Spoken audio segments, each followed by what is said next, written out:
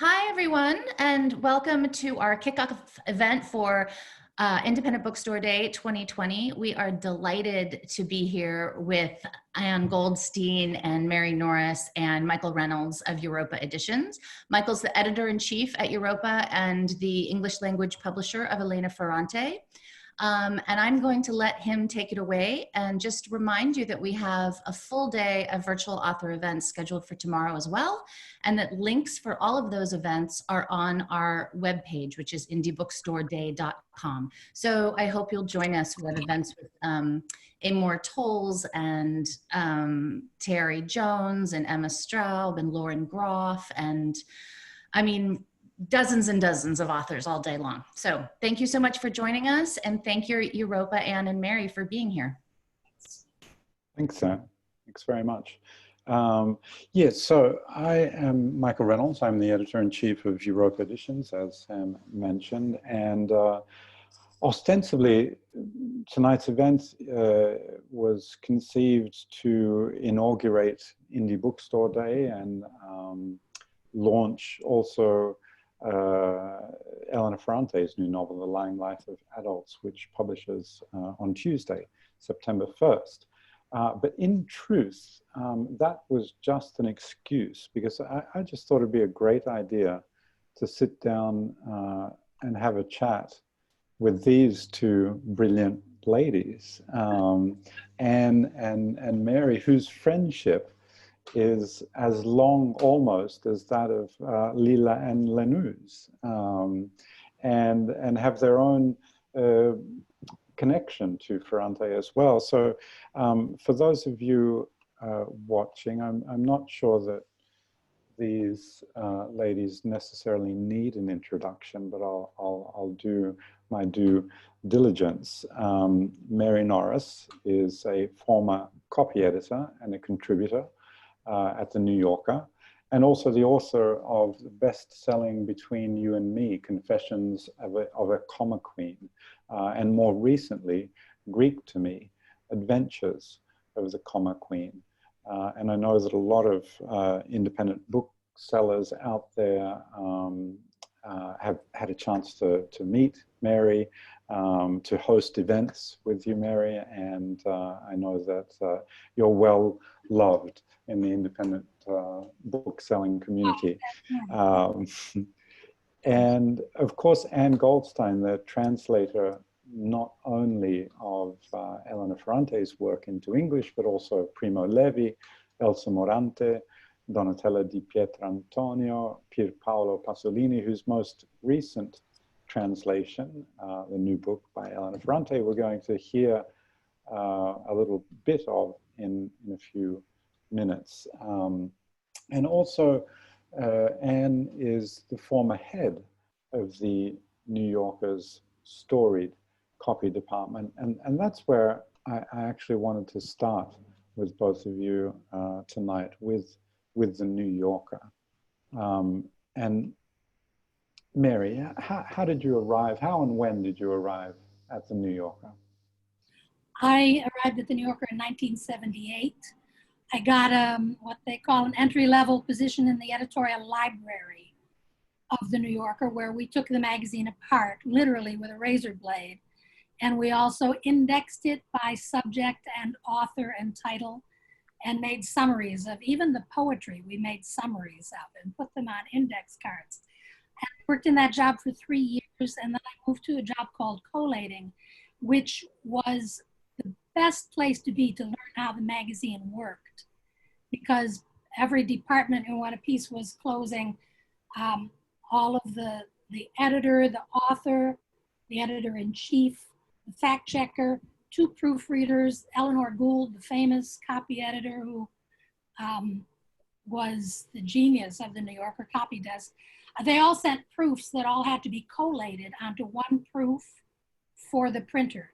So we were word processors before that was something that computers could do. So why did you have to cut the magazine apart? Why did you cut the magazine apart? Wouldn't it have just done just to have a stack of New Yorkers like we all have in our living room? Wouldn't that have been enough? We made, for research purposes and as an archive, we made scrapbooks for all the writers and all the cartoonists. There, if you wrote enough or if you did enough drawings, you had your own book. And some of the, I have to say, they were male authors, were very vain about the size of their books. Ah, go figure. But we But also we the would captions their were, columns out and paste them in a book for them. but I mean, I- even the cartoon captions were indexed. The Oh, captions, the yeah, captions were indexed. Wow. it would happen that, you know, people would have a vague memory of seeing a cartoon and they Mhm. didn't know who the artist was or when it had run. So they could call the editorial library and say, there was a cartoon about a bird that laid a square egg. And we'd go to our subject index under eggs or birds, and we could find that cartoon for them because we described each cartoon. And there was this crazy process. There were yellow sheets of paper perforated into strips. So we'd type them and then rip them apart and paste them in the appropriate section of the index. I see. I know you have a thing for erasers, pencils, and sharpeners. Do you remember what you used to cut up the magazine? Single edge razor blades. I don't remember the brand. I see. And then most recently in the copy department, is that correct? I went from collating to the copy department, and I was there for many years. And actually, I left for a few years to work at another magazine. And when I came back, it was determined that I had developed judgment while I was away, and I became an okayer. You must have been, did you go to work for one of those men's magazines? Is that how you got your judgment? Far from it. It was like a funny magazine called Wigwag. That was similar to the New Yorker, but with different production values. And Anne, what is your origin story at the New Yorker? My origin story goes back a few more years to 1973. When my first job at the New Yorker was a job that was at the time famous in New York, which was working for Ved Mehta, who was a blind writer. And the New Yorker had hired an assistant for him who would read to him and write with him. He had this sort of crazy method of working where he would speak a sentence and you'd have to write it down, and then you'd have to read it back to him, and then he would make some change, and then you have to read it back to him again. It was quite an operation. But was he a staff writer at the New Yorker? I'm sorry? He was a staff writer? Yes, he was a staff writer. Oops, wait, something's going on here. I'm sorry. Something's binging. Yeah, I know, I gotta make it quiet. So that was a lot of, he also had a lot of readers, and I think a lot of women, of course, in New York at the time had this job at one point or another. And I was actually luckier than most because it didn't necessarily mean that you would then be able to get a job at a regular job at the New Yorker, but I was somehow able to. And my path was a little bit different. I went to, well, actually I worked in the library for a little while, not long, a few months. And then I was what they called a foundry proofreader, which was a person who read proofs at the end of basically at the end of the process, which kind of leads to the question of why the copy department is so famous. Yeah. It's because, well, one of the reasons is that it's because there are so many different levels of copy editor, of proofreader, copy editor, okayers, Mary mentioned, you know, from the early days of the early stages of a manuscript up until the moment practically the moment it's in the magazine. So, you know, there were people who did, who copy edited the manuscript. And then of course, in the early days of hot type, I mean, that's how far back it was. Everything, nothing could be done immediately. Everything had to be sent to a printer who was actually in Chicago.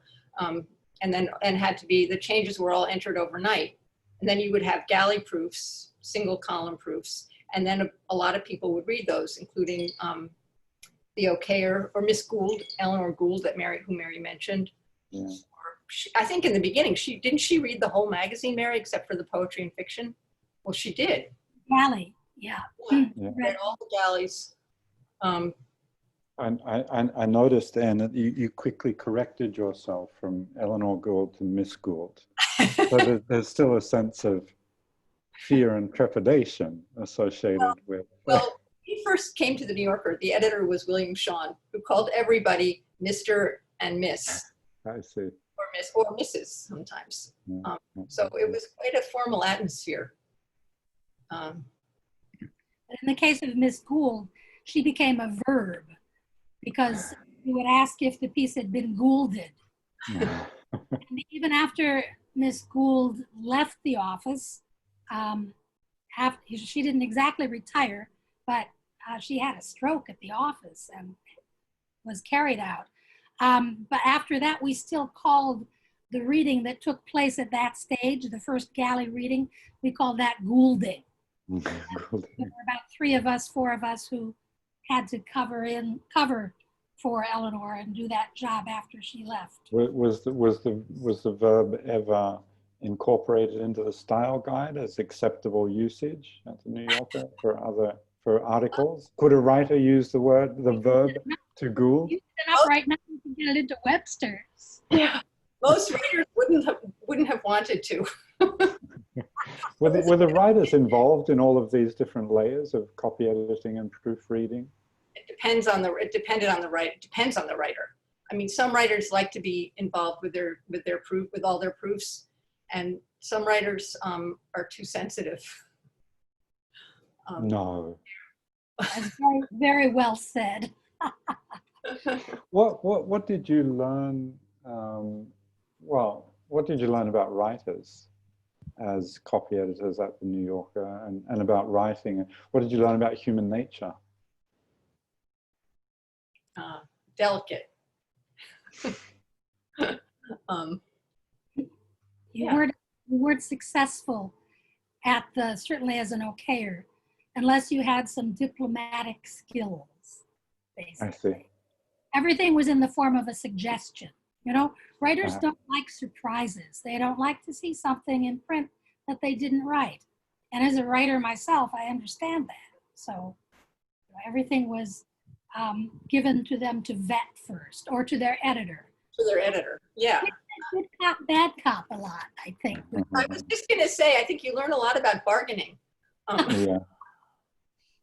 And were there, I mean, in sort of your core group in the copy department, were there people, you or your colleagues, who were known for being good at a specific thing? Did everyone have a very specific, were there people who were good at, you know, if there were punctuation questions, there was a go-to person. If there was a syntactical question or a semantic concern, the person to go to was X? I don't think so. I mean, I think everybody was expected to be good at all those things. We consulted a lot. We consulted with each other. We'll ask, what would you do here? Yeah. Or is this restrictive or non-restrictive? Or sometimes we would ask at that level, at the level of commas. Mm-hmm. I remember I used to be terrified of asking Miss Gould a question because she seemed so kind of unapproachable. She would just sit in her office with her galleys kind of hunched over like this and, you know, work. And she didn't even go out for lunch. She had peanut butter in her drawer. Anyway. Did Miss Gould also consult, or did she? No. But oracle. She was like an oracle. Yeah, it turned out that she really liked to be consulted. Yeah, yeah. At least that's what she said. She always made me feel very small. When I asked her a question, she'd say, "Well, of course." Yeah, it's true. She wasn't, you didn't go to her to discuss. Whereas the other proofreader, Lou Burke, she really appreciated that you would ask an ignorant question, because at least that meant after you asked it and got an answer, you were not ignorant anymore, you know? Yeah, there was this sort of, there were two like sort of main, we had two main mentors, I guess you could say, Eleanor Gould and Lou Burke. And their styles were very different. Mm. And a couple of times you said that copy editing resembles translating, or it was good training for translating as well. How so? Well, I think that the concentrating on the details of sentences is good for a translator, and as copy editor, that's what we did. I mean, we were really, I mean, we were correcting all kinds of things. I mean, spelling, punctuation, grammar, logic, the flow of something. But I think in translation, it's a very similar kind of focus on the details of the writing. And I think that was really helpful to me as a translator, because I was used to examining sentences, used to analyzing them, figuring out, like, you know, what's the writer really trying to say. So I think that was that's been really helpful. I mean, it's, of course, translating is a little freer. Yeah. We were talking about this earlier. The New Yorker has some pretty rigid style rules, and which of course I was very faithful to, and I never wanted them to change any of the style rules, which of course was ridiculous. But now that I'm not at the New Yorker, I feel free to not follow the style rules, which is kind of nice. Was there a writer at the New Yorker that you worked with that both of you loved, whose writing you loved and loved to work on? Well, I guess Updike. Updike, definitely. Yeah, the danger with Updike, and actually edited many of Updike's book reviews, and I proofread them, and copy edited them sometimes too. And the danger with them is that the prose was so smooth that you would lose. It was hard to stay attentive to mistakes because it was so authoritative and so beautifully.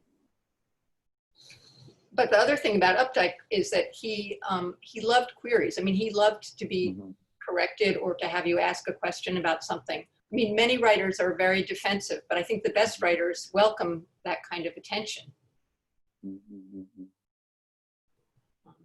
That's very nice. Tell me about Dante in the Italian class. Go ahead. How did that happen? I have to take credit for the entire career of Ann Goldstein. Good, a scoop. We've got a scoop. In 1985, I made my second trip to Greece. And in those days, I'd take like 5 weeks vacation. I would borrow a week from the next year. And I like to take a vacation within a vacation. So on the way home from Greece, I stopped in Rome for 5 days. And it's hardly any time at all to stay in Rome, but it was enough for somebody who didn't know anything about Rome. You know, I knew to go to the Vatican, the Capitoline, the catacombs, and the Villa d'Este, at Tivoli to see the Villa d'Este. And I just had a good time. There was so much to eat, you know. Yeah. I would say to the waiter, I didn't know Italian, and then he'd ask me what kind of wine I wanted, Bianco or Rosso, and that much Italian I could speak. So anyway, when I got back, I was telling Anne about it, and she said she'd always wanted to study Italian. And because I'd had some friends in the classics department at Columbia, a famous Maristella Lorch, her daughter Lavinia, and her other daughter Donatella, there were Romans. They were a Roman family, or at least Maristella was from Rome. I said I thought I could find us a teacher. And so we started the Italian class with Donatella Lorch. Oh, wow. And in those days also, the enlightened New Yorker paid for your classes. Right. They saw rightly that, you know, it was useful to your copy skills. It sounds like a scam, but it's not. It really is useful. I'm sure it is. But beyond the two of you, who were the inaugural students in the class? There was a checker, Sarah Lippincott, a poet, Elizabeth Macklin. There was, yeah, Alice worked in the books department, Alice Truax. Meredith, another proofreader. We all had Italian versions of our names, except that nothing could be done with Meredith. Yeah, that's true. So, I mean, is that and where you started taking an interest in translation? How did you get from lessons with Donatella to your first translation? Well, we had studied, we had been studying for about, what did we figure out? For about 4 years, I think, 3 or 4 years. And then I took another class somewhere. Anyway, the things changed and there was a new editor at the New Yorker, Bob Gottlieb. And it was really accidental. I mean, I think everybody has, most translators have stories like this. Bob Gottlieb got a book from Saul Stein, the artist Saul Steinberg had a friend named Aldo Buzzi, an Italian writer who sent Steinberg a book, and Steinberg gave it to Bob. And Gottlieb gave it to me because he knew we were studying Italian, and he said, can you take a look at this book and tell me what you think? You know, I have to say something nice to Saul or something. Anyway, I loved this book, and so I just thought I would try to translate it. It's just, so I just did. I thought it would be an interesting exercise in Italian. Yeah. You know, translate something that you would see it from a different point of view, different perspective. So that was how I started. And did that translation find a publisher? It was published in the New Yorker. It was published in the last issue of the New Yorker before Tina Brown took over. Okay. I mean, it was a kind of piece that Tina Brown would not have published, let's just say. It was very kind of literary. I mean, especially literary. So when was that exactly? 1992. I think that was 1992. And do you know, off the top of your head, how many translations from Italian you've done since then? No, maybe 35 or 30, 35, 40. I do. You? Really? It's 36, yeah. It's 36, including the three volume complete works of Primo Levi in your translations there, and the 1,600 pages of Elena Ferrante. Which of those translations has been, I don't know what the right adjective is, rewarding, interesting? I mean, every translation is interesting, even the ones that you don't like. I mean, even the ones that are difficult. I mean, my second translation was a book called Petrolio by Pier Paolo Pasolini, which is a famously unread book in Italian and in English. It was an unfinished novel at the time of his death, and it was, I basically had to give myself a course in Pasolini, in Rome, in the sort of underclass of Rome, and it was, and in Italian history of the 1960s and 70s. So in a way, that was kind of an amazing second book to translate. But is there a book, a translation in there somewhere that you felt when you completed that translation, you'd gotten over the hump? You thought, okay, now I know how to, you know, I can do this. So I can take on anything now. No. Every time I do a translation, even after this many years, I mean, it's kind of astonishing to me how many years it's been. I think, oh, you know, if I'd only known that. So in every translation, there's some, I don't mean even a specific thing, but just even a general idea of style or understanding of Italian. I mean, after all, my understanding of Italian becomes greater with every book. Yeah.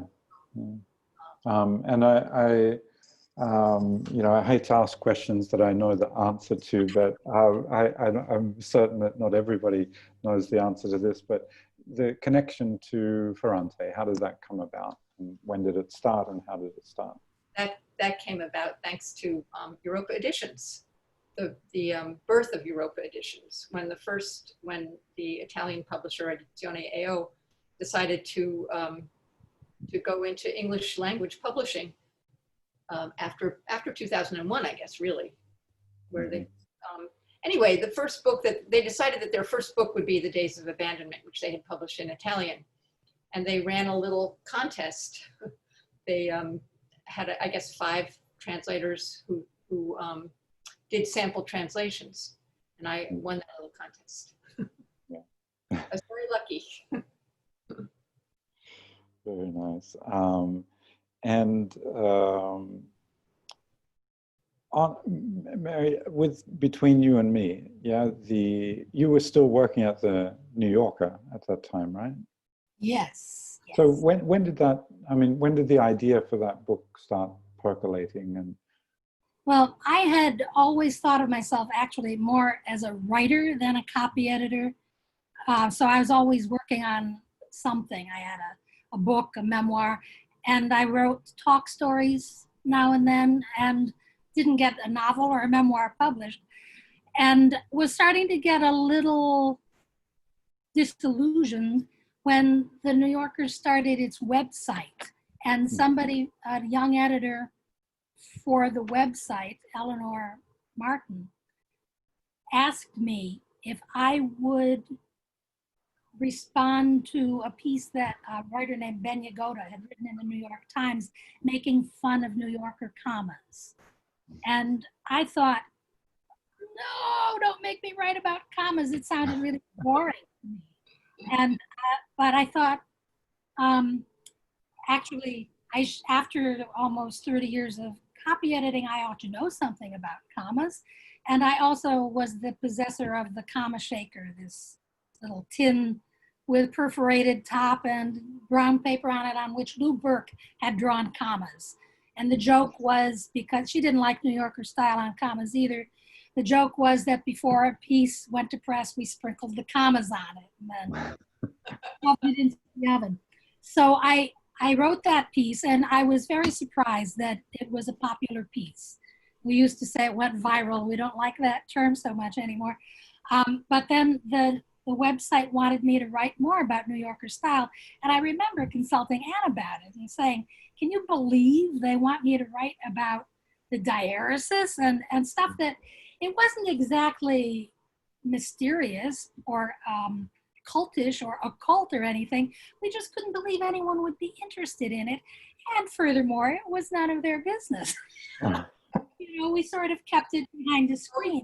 Copy editing is a backstage job, right? Yeah. And that was in 2011 or Okay. 2012. Yeah. And it was then that I saw, well, if there's interest in it. And I had just been in touch with an agent for hoping I could get this memoir published. So the agent was in place for me to ask, do you think there'd be an interest in a book? I thought the title I thought of at the time was Pencils and Punctuation. Mm-hmm. And he thought it, as they say, checked off a lot of the boxes. Mm-hmm. So that was where that came from. And then I worked on the book for about 2 years, and it was published in 2015. And it's I mean, it's a great book. It's a fun book and entertaining and erudite. It's got everything going for it. Were you surprised? There it is. Were you surprised in any way by the reception that it got, either critical or with readers? Yes, I thought that because the people who were interested in publishing it were editorial folk. They were publishers and editors and proofreaders and nerds. I thought, well, it's okay that they're interested in it, but I was surprised that it translated into something for a general audience. That did surprise me, that people were interested, that there were so many nerds out there, also pencil lovers. Have you ever felt since publishing that book that people are hesitant to talk to you, that they're afraid that they might make an error and that you'll call it out? When people email me, there's often at the end, the final line is, I apologize for any error. Yeah. Very good. What, well, I'm just going to take a brief sort of sidebar here for a second to talk about, you know, we are doing this event right on the cusp of Independent Bookstore Day. And I know that Anne in your role as sort of the Ferrante's avatar, and Mary, because your book, first book, second book, Greek to Me, also did very well with the independent stores and with readers who shop at independent stores. You toured a lot, you visited a lot of stores. Which of those stores or events at stores sort of have stayed with you, really stood out and were surprising, or the store itself has stayed with you? I first wanted to just mention, because I remembered when I started thinking about independent bookstores, the kind of independent bookstore was the Gotham Book Mart on 47th Street. Yeah. I mean, it's been gone for millions of years. I don't know that I guess they did have events. Did they? I don't know. Anyway, that's the first bookstore that I thought of. But I mean, I've done wonderful events at Community Bookstore in Brooklyn. Is a really welcoming place. And the other place that the Ferrante, the home of Ferrante Fever, as Mary reminded me, McNally Jackson. But yeah, I mean, most I can't think of a small bookstore that I've read in or talked in that wasn't a really welcoming and not just welcoming, but a place that had a lot of interest in books, and in books that maybe other people didn't have that much interest in, like translations. Right. Well, I had the wonderful experience in Nashville of being invited to Parnassus, which is a bookstore that Ann Patchett is a part owner of. And she was able to arrange for the event for Greek to Me to be held at the Nashville Parthenon. No. It was, you know, it was under this Ann Patchett, and I sat at the feet of this 10-story tall statue of Athena. And that was really awe-inspiring. And I had sometimes been tempted to make fun of the Nashville Parthenon, but No more. Yeah. it's a fine substitute for the whole thing. I also would mention that I've Heard about Las Vegas, Mary? They got some great stuff there. I just wanted to mention my hometown in Cleveland. There are a couple of wonderful independent bookstores in Cleveland Heights, Max Backs, and Loganberry, and Apple Tree, all in the same little neighborhood. They're wonderful. And what has it been like being, I think for so many readers, sort of identified with Ferrante, being a surrogate in many ways, also for her publisher, who relies on you so much and asks so much of you. What has that experience been like for you? Well, first of all, in the beginning it was, and it still is, it's still incredibly, it's surprising. I mean, I feel that it's, you know, in some ways, what am I doing here? I'm not the author, very clearly not the author. I can't speak for the author. I can speak for myself. I can speak for my relationship with the author in the sense of my relationship with the book. So there's always something a little bit strange about it. On the other hand, I love to speak for the books, and I love to speak as the translator, because lots of times, most of the time, translators don't get that much attention. I mean, they're starting to get a little more. There are some, you know, sort of famous prizes now, or sort of things like that. And I think people do pay more attention to the translator. But I think, you know, I mean, without being too self-aggrandizing, I think that the Ferrante phenomenon, where the translator is the speaker for the author, maybe has helped that a little bit. Mm-hmm. Mm-hmm. But it's an odd role, because you're not really, you know, you're not the author. I mean, maybe in some ways it's easier for the translator to speak than for the author to speak. Well, obviously this author doesn't want to speak for herself. I mean, she does speak for herself in many interviews and writings, but I think that people like to have a person associated with the book. Mm. Do you think, I mean, this is a question of aesthetics or psychology or what, but do you think that there's something different about the way that we read Ferrante because of the author's absence, because she's not available to us as readers?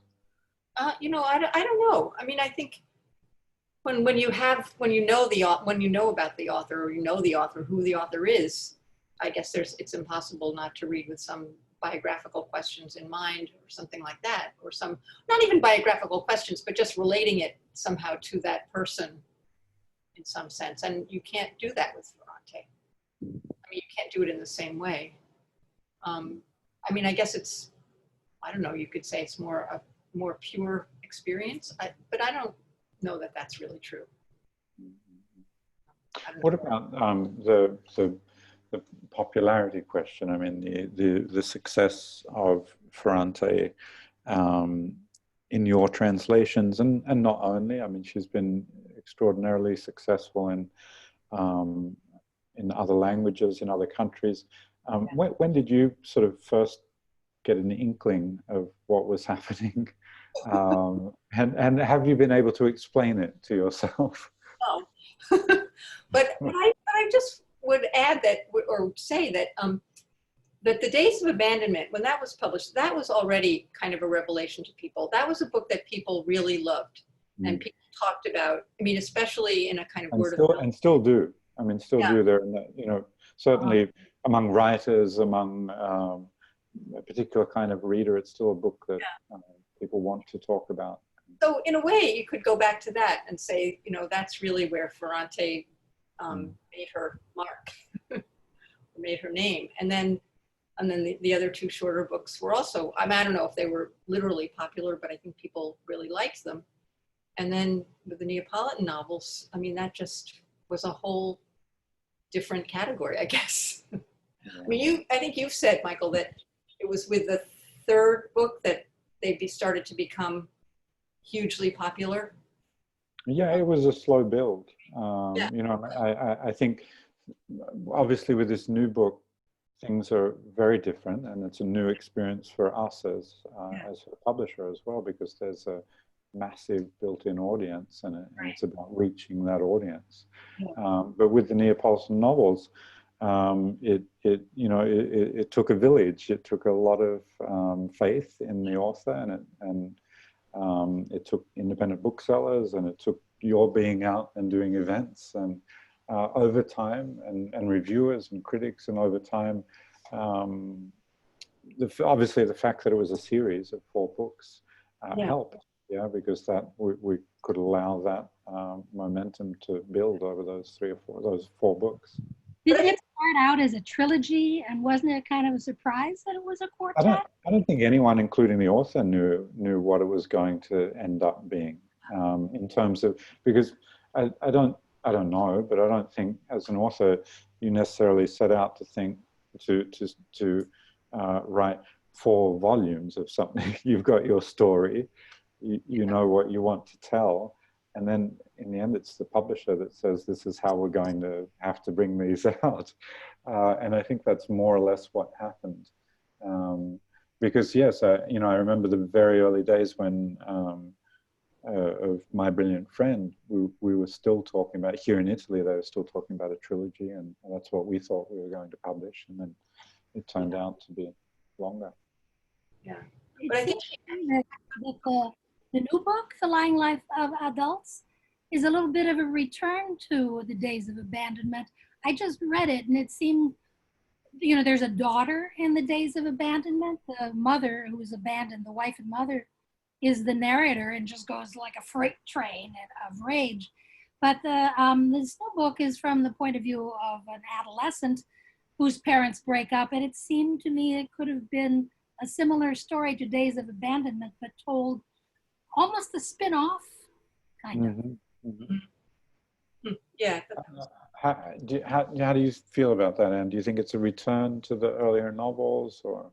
I certainly did when I first started reading it. I mean, I felt that it was, I mean, just in terms of, it's not expansive like the Neapolitan Quartet. It doesn't cover a long time period. It's much more concentrated on one character. I mean, there are other characters, but it doesn't have the huge cast of characters. It doesn't have the big time frame, and it was, and it's much more more contained, I guess I would say. Mm-hmm.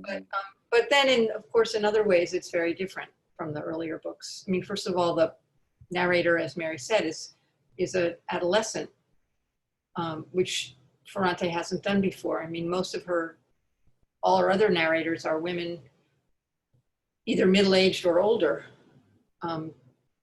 So I think that's a different, it gives you a different, there are different things going on in the daughter. I mean, in the narrator.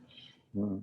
Also, it also starts in a different part of Naples from the Neapolitan Quartet. It's in a middle class upper Naples. Can I ask you, Anne, to give a 20-word description of the story, Lying Life?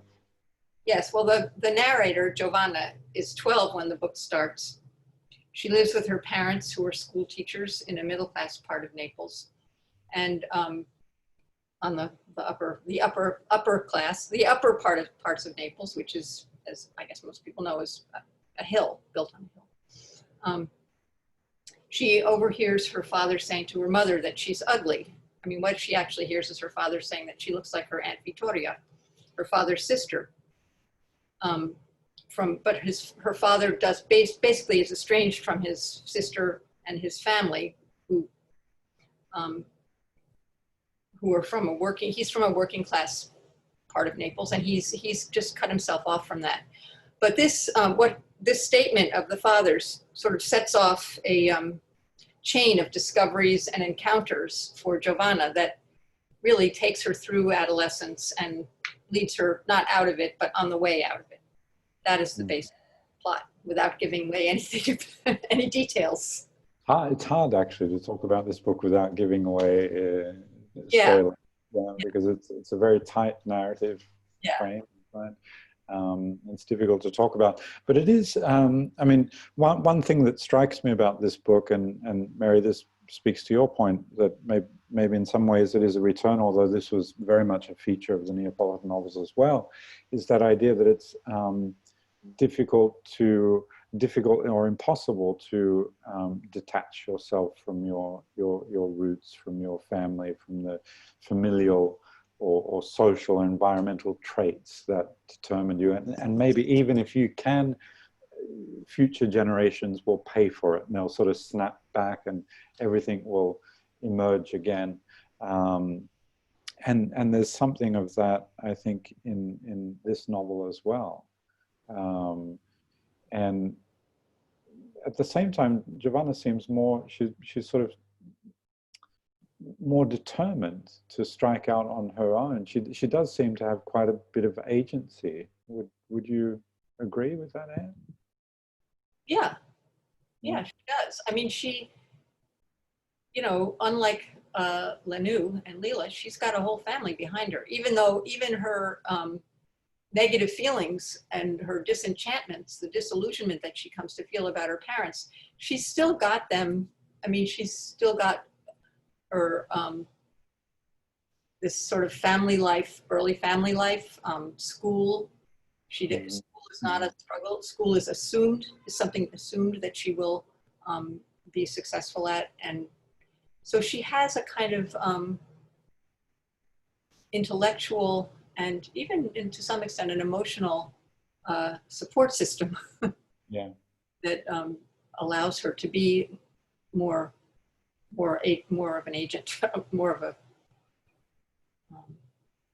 We were trying to think if there is a lot of other literature that involves the relationship between aunt and niece. It's not a nuclear family, and it just seemed like an interesting relationship to focus on. That's true. I haven't thought much about whether there are other examples of aunt-niece relationships in literature. But yeah, it is interesting, and it's super interesting. And this Aunt Victoria, I listened to your event at the Edinburgh Festival the other day, and it was funny, the person whom you were in conversation with described Aunt Victoria as a witch. And there is something witch-like about it, but I also thought that in some ways she's a little bit like the Donna Achille figure, since she's an ogre, right? This feared and hated presence. Mm-hmm. The difference here is that Giovanna faces Aunt Vittoria. She faces the ogre and discovers that there's something else there that they can have a relationship in. Yeah, no, that's true. It's true. I mean, it's of course she's also partly driven by a negative feeling about her father. So she's, so she's also, it's both ways. It's both, she's going toward her fear, but she's also, saying, I don't care, She's rejecting the father. rejecting her father. Yeah. Very good. I hear from Sam that we have a few questions. Hi. Hi. Yeah, Hi. we've had a few questions coming in. Thank you all so much. So first from Christine, she writes, I love Ferrante's books, but find them emotionally draining and exhausting. Do you find that translating them has that effect on you as well? Totally. Yeah. It is. Yes, there's always some part in her novels that I just can't, I can't work on too much. I mean, one of the more obvious things was in the Days of Abandonment, the death of the dog. I would have to work on it very sparingly. Yeah. We come back to it. But even just in general, they're very intense. I mean, they require intensity. The emotions are intense that you're dealing with, and so sometimes it's hard to separate yourself and do the work.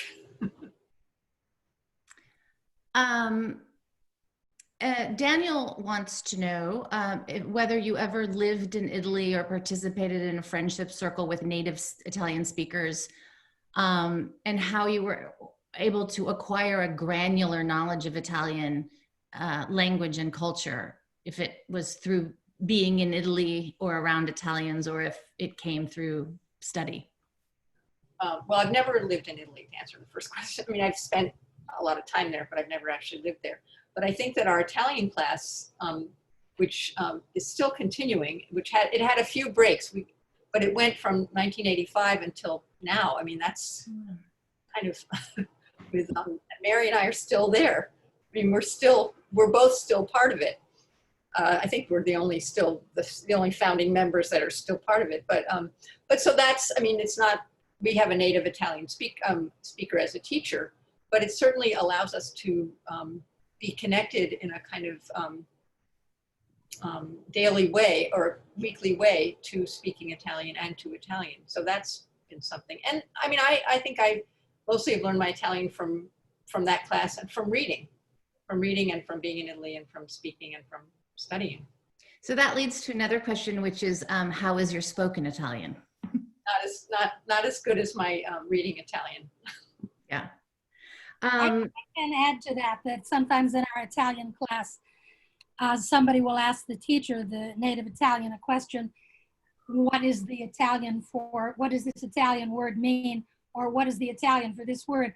And he looks to Anne for the answer because she has all this reading knowledge. I have another question from Vanessa, whose family is from Caserta. And she wants to know how you got the Neapolitan dialogue and the specific Neapolitan language so right. The dialect, I think it's a question about dialect. Yeah. I'm sorry, yes, dialect. Well, Ferrante doesn't really use a lot of dialect. She uses dialect words, but she doesn't write whole passages. When she says, they said, so-and-so said in dialect, she writes in Italian. Luckily, I have to say. But I mean, I've learned a little Neapolitan, but not enough. And so there's no good way to deal with dialect I think, because English doesn't have an equivalent really. And in any case, I think if you try to make an equivalent it will usually sound artificial or false if you try to, do something fancy or particular. So I think my only solution has been, given that usually when people are doing something in dialect, it's usually speaking to each other. That if the language is a little bit more colloquial, a little bit looser, a little less formal, that's the way you can sort of achieve some kind of difference from the main prose, main body of the prose. But there's no good solution. And I think sooner or later they're going to give you the keys to the city of Naples. So you better brush up on your dialect. Oh my goodness. Yes, I guess so.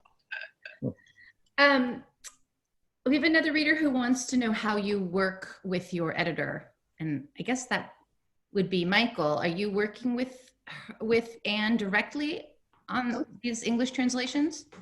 Sometimes. But Europa has this great system, which is that which no American publisher or no other American publisher does, which is rooted in the fact that the parent company, Edizione AO, did a lot of translations. This is, I think, from Eastern European countries when they started out, and which is that they always have a reader, an editor who speaks both languages. And so somebody else reads the person who's the editor also reads Italian, which is so helpful. And there's usually a back and forth with that person, and it's wonderful. Mm-hmm. Mm-hmm. And we have a question about, I guess it's for both Mary and Anne, is when you read for pleasure, are you distracted by punctuation? Go ahead. I can say that when I first started on the copy desk at the New Yorker, I could not read for pleasure. I copy edit everything. And it lasted about 2 years. And then finally I could read for pleasure again. I notice choices, but they don't stop me and they don't interfere with my pleasure in what I'm reading. So and I would say the same with writing. And a lot of when I'm writing, the editor takes over for, certainly always for the first paragraph. I'll spend about 8 months on one paragraph, but you have to get past the editor and just down to the writer in you, just the way you get past the copy editor down to the reader in you. Yeah. And what about you, Anne? Sometimes it does get in the way. If it's something that has a lot of punctuation, let's say, or I don't know how to say this exactly. I just read a book that I thought where I could barely read it because the editing seemed so intrusive, or the lack of copy editing, perhaps. But normally I just read, and I actually read a lot. Lately, I've been reading a lot more in Italian, and it doesn't get in the way when I read Italian. So we have a participant, Vanessa, who wants to know if anyone knows if Lila and Lenu are based on real characters, and she has a feeling about it, but she wants to hear from you. I don't know, Michael. There was some mention in an interview a couple of years ago of Lila being based on a friend or someone that the author knew as a child, and it sort of this personality of this person had been sort of percolating in the author's mind for a while. But I don't think that there's any sort of solid concrete model for these two characters. I mean, they're so recognizable, I think, as young women of that time and of those circumstances, that it would be easy probably to say, yes, they're based on all of these many women and girls that the author knew. Mm-hmm.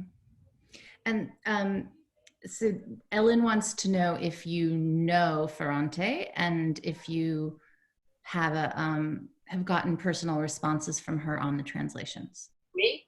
Mhm. No, I don't know Ferrante. And I don't, she once wrote that she trusted me or something like that. But I don't have any communication with her directly. I communicate through the editors. Mhm. Mhm. And Eileen wants to know how faithful the movie series is to the Neapolitan books. I think it's pretty faithful. I mean, Mm. for a TV. Very, I think, is the answer, right? Yeah. Let's see. Oh, how long does it take you about to translate a novel, like the new Ferrante, for example? Depends on my deadline. Yeah. Depends on the masters, what they tell me. We usually give her 10 days to 2 weeks. Yeah, you know, I mean, it's like many things, it takes the time that you have. Right. Okay, we're running out of time, so I'll ask one final question, which is, I guess, let's see, do you have a favorite Ferrante book? This is for everybody. Well, in some ways, I like the Days of Abandonment is my favorite, but partly because I think it's the first. And in some other ways, My Brilliant Friend also I love, but really I love them all. And Mary? I love A Days of Abandonment. The first one I was bowled over by, and I'm glad there are more, but that first one seemed so, you know, you were talking before about her anonymity, and I think using a pseudonym gives this writer extraordinary freedom to write about things that women have not written about before, or at least at this level of literature. And so I think because it opened the gates, I like that one best. Mm-hmm. Can I just ask you, Mary, quickly, do you read them in Italian? No, I started reading the My Brilliant Friend series in Italian, and then I just realized this is going to take me forever. So I switched to the translations.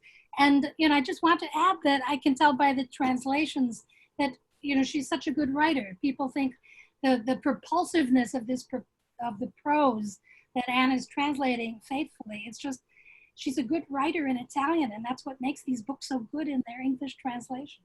Mm-hmm. And Michael, do you have a favorite? It honestly, it changes a lot, and I think strangely now in this period, I'm very attached to her very first book, Troubling Love, which I haven't reread for a decade or more.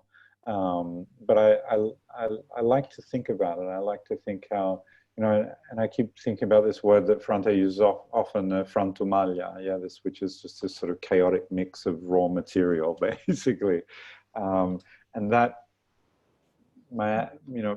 mix of raw material, I think, is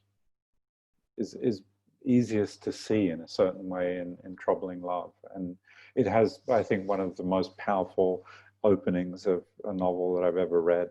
And it's a bit messy, the novel. I think in certain ways it's a first novel, and I like that about it as well. And I just like the fact that it seems to me that the seeds of everything that she's written since then are contained in that, you know, book of 180 pages or whatever it is.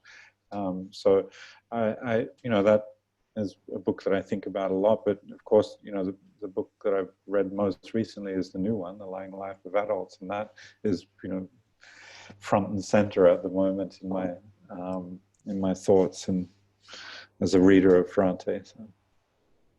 Wonderful. Well, thank you all so much for your time and for this book, and for your support of indie bookstores. It's very much appreciated.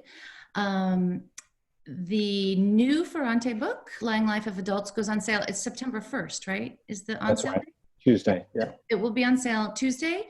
You are able to order it tomorrow, which is Independent Bookstore Day, at any independent bookstore, either online or in person.